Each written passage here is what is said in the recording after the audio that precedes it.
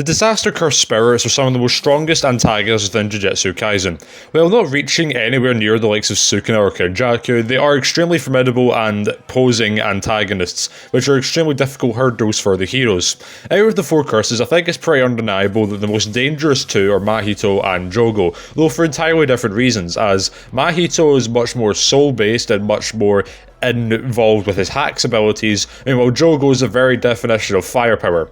So today I'm going to cover what would happen if the curse that embodies human fear fought the volcano curse, and what the outcome would be. If you're going to enjoy this video, make sure to like, subscribe, comment below your thoughts on this matchup and who wins, and let's get on to talking about Mahito versus Jogo.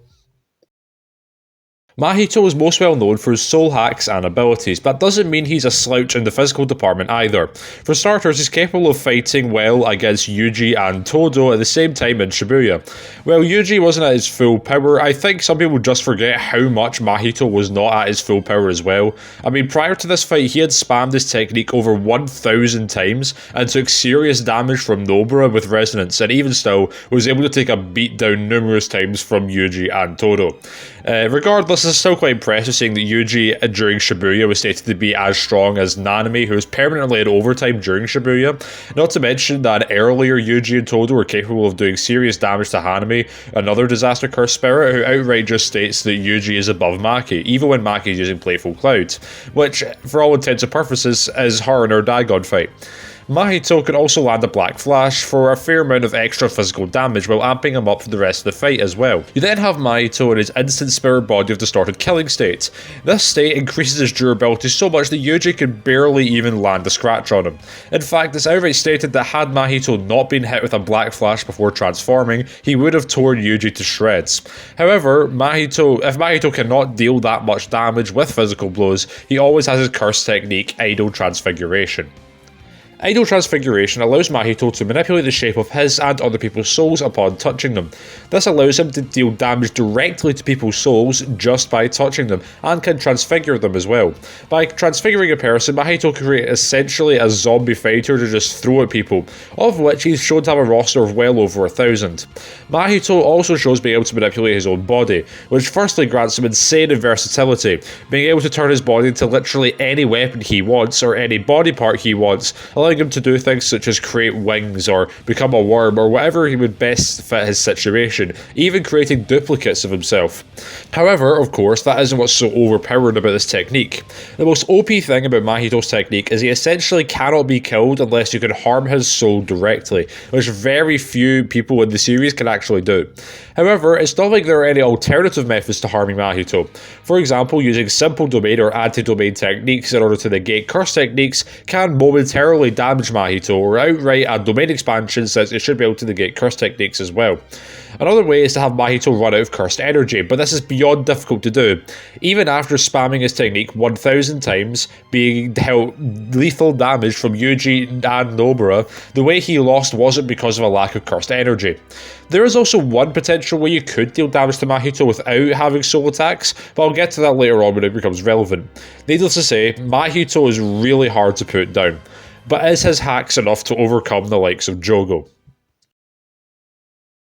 Jogo is a very interesting character to scale because his main fights are literally against the top two characters in the series, where of course he loses, but equally 99% of the verse would also lose in that situation, so it's not like it's an anti-feat.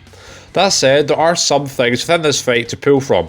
For example, I find it insane that Jogo just survives a red from Gojo of all people. It isn't exactly accurate to say he tanked it, but he survived it all the same. And then there's the Sukuna fight, which his most powerful non-domain attack, Maximum Meteor, would have even damaged 15-finger Sukuna if it hit.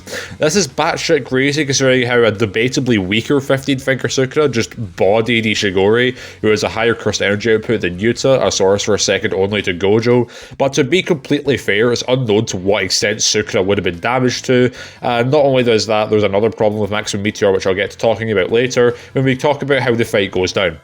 Apart from that, we do have to rely on statements for Jogo, which there are an abundance of those. For starters, we have the fact that when he fights Gojo, Gojo outright states that he might be stronger than Three-Finger Sukuna.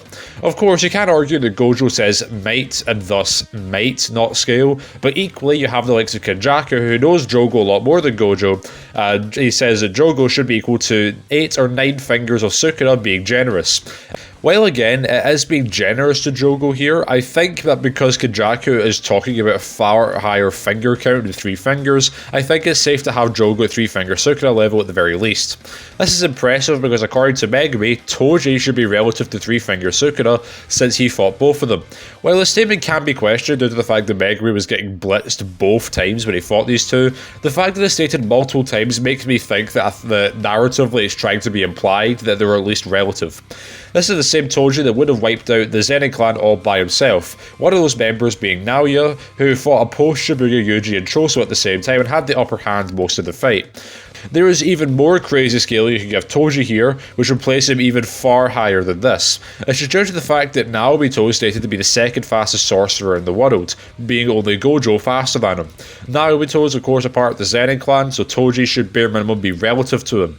Consider the implications of this statement for just a moment. This would essentially mean that using projection sorcery, Naobito is faster than Yuta, Hikari, and even Yuki.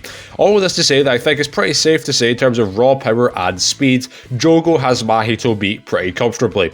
The only thing that puts a spanner in the works is that Dagon states that Naobito Zenin is probably faster than Jogo, so with Toji at least being relative to Naobito, you could argue that Jogo does not scale to Toji. But I think that even when you look at that way of things, I don't think it's by an insane amount that Jogo would be completely outclassed in when it comes to speed and power, so I still think it would be somewhat relative. Jogo also has an impressive AoE, with fire that can hold up large buildings easily and maximum meteor being so big it would make a crater spanning over many city blocks. The last part about Jogo's physical stats is what we need to talk about with his durability. And while he does tank a red from Gojo, which is very impressive, it is made clear that Jogo is not nearly as durable as other disaster curses. As it's outright stated that Jogo would have had to be hit with the same 5 black flashes and playful cloud strike that hit Nanami for Goodwill, he would have died instantly. When it comes to curse techniques for Jogo, it's pretty self-explanatory. He's able to create large fire attacks, volcanoes which can spawn anywhere, and ember insects which can explode on impact. He also has his domain expansion and domain amplification, which essentially momentarily removes his curse technique but also negates curse techniques of his opponent. Suffice to say, Jogo is incredibly deadly, but is his firepower enough to overwhelm and kill Mahito? I don't think anyone's going to deny that Jogo is physically stronger and faster than Mahito, with the only physical stat being into contention is durability, as while Yuji was able to harm Hanami, he perceived Mahito in his transformed state as completely untouchable. So with Jogo being below Hanami in terms of durability, bare minimum Mahito when he's at his best is more durable. Not to mention that even with a power advantage, it doesn't mean much in a fight with Mahito since he can negate normal durability just by touching Jogo's soul. Of course, this fight has a lot more to it than just punches and kicking, however.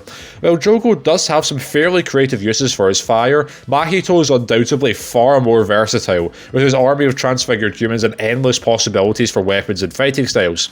That said, however, Jogo's range and area of effect attacks can possibly hamper Mahito's versatility, since, if he summons a massive army of cursed spirits, Jogo's range would be able to hit them all at once, so you could argue that that would just negate most of the versatility that Mahito has. However, it's all mute if he can't actually harm Mahito. Jogo does have some ways he can harm Mahito. Firstly, it's through a method I neglected to mention when talking about Mahito, and it's where in the Mahito vs Mechamaru fight, Mahito wonders if Kokichi is trying to burn him out of cursed energy in a literal sense.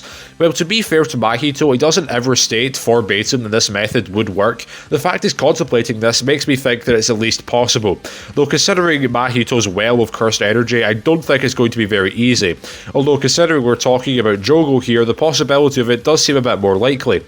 The other way you could argue that Jogo could bypass Mahito's soul shit is through domain amplification. It would require him to get up close to Mahito to deal those blows, and while he is faster, it means that Mahito doesn't have anything in his way to be more versatile with his moveset, seeing that the area of effect attacks are not a problem here.